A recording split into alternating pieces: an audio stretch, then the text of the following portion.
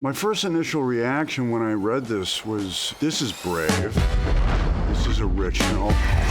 This is unique. I need to get out of a toxic relationship.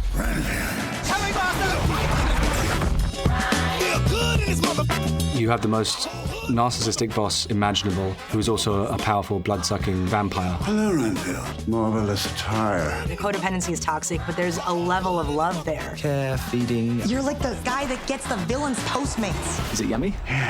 Horror and action and comedy all existing in one movie. We are punching heads off. Blood, car chases. Fireworks. And then you get me looking like this, being an absolute maniac. People love horror, but what's gonna really pull them into this is the humor. And as they're laughing, You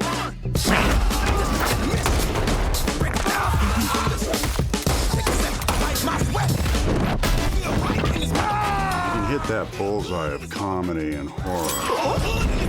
You've got something quite special, quite delicious. Let's eat.